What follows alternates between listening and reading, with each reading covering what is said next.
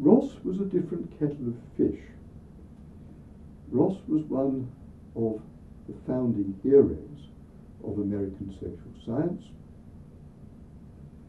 and his time at Stanford was only a short interruption in a long and successful career.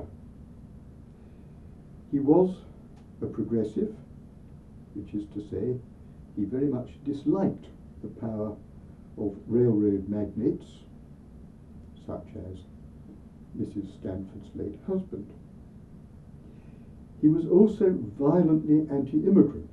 Among his unlovable books, one is a diatribe against the probability that Japanese immigrants will take over the United States. He was a great believer in the so-called Yellow Peril. The Southern Pacific Railroad had, of course, been largely constructed by immigrant Chinese manual labour. So Ross has two substantial counts against him in Mrs. Stanford's eyes. The importance of Ross is that Ross was not at all disposed to go quietly. Ross was not merely willing to fight, he was willing to fight, even to fight dirty. Second important reason why his is the great case is that economics was becoming a real profession, and it had behind it a real professional organisation. The Association of American Economists was prepared to stick up for Ross when they were convinced that he had been unjustly treated.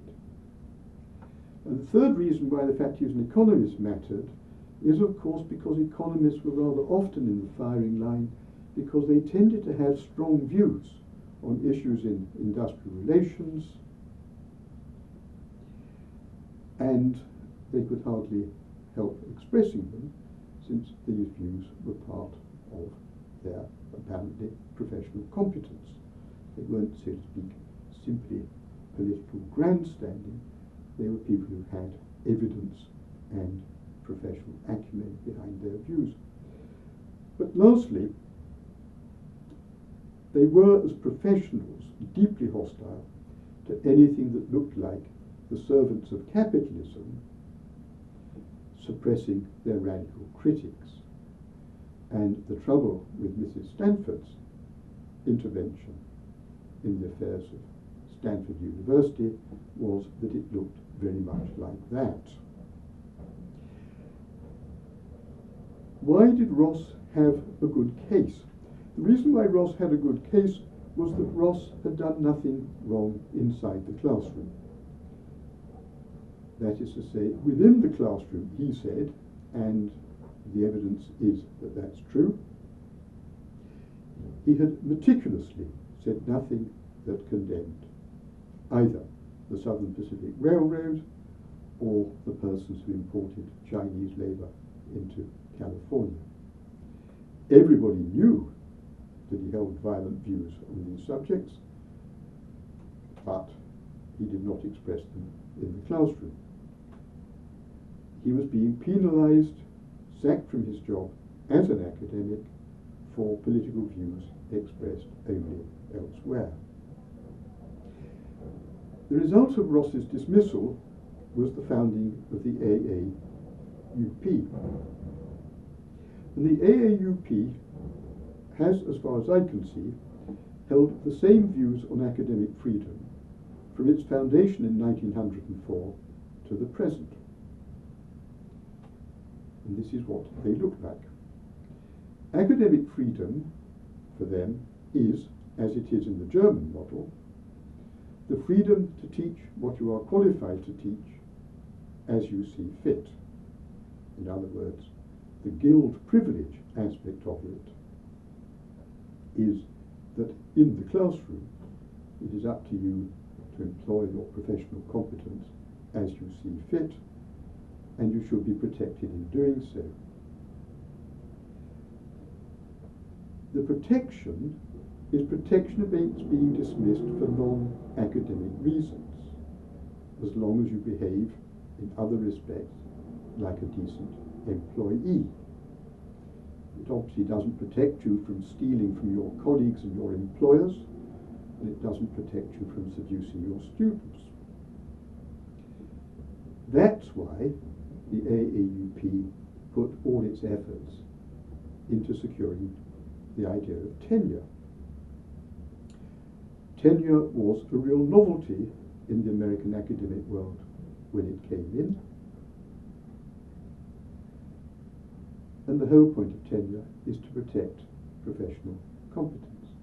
It doesn't stop people being dismissed for cause or for criminal misconduct. What it does protect them from being dismissed for is the citizen freedom side of the equation. That is to say, for anything they may say off the campus on political issues. And the AAUP has always been extremely careful, not to say cautious and fastidious, about drawing a very sharp line between what you do as an employee, where you're protected if you're competent, and what you do elsewhere. And it encourages all its members to show the same fastidiousness, which is to say, never to suggest that when they are speaking their mind on political matters, they are doing it on behalf of their institution. To go out into the street and commit your university to some radical view on economic, social, sexual, military matters would be to cross that boundary. To commit nobody beyond yourself is simply to engage in the free speech that all citizens should be able to engage in. For that, no university should go around causing its employees any kind of trouble. It's rather significant that the two declarations on academic freedom that the AAUP produced came out in 1915 and in 1940. Both occasions are when war has already broken out in Europe, when it's fairly clear that the United States is going to have some trouble staying out of a war that has turned into a world war, but the United States is not yet in it. In 1940, members of the AAUP would have remembered World War I, not simply because of events like the jailing of Eugene Debs for speaking out against conscription, but also because universities did not cover themselves in glory. For example, everybody would have remembered the behaviour of Nicholas Murray Butler, the president of Columbia, in sacking critics of the war, Professors Cattell and Weaver among them, and losing faculty like C.A. Beard as a result of it. The New School at the other end of Manhattan was founded by people who had got out of Columbia as a result of Nicholas Murray Butler. Both of the declarations defend both guild privilege and citizen freedom, but do it, as I have said, with extreme caution and extreme fastidiousness.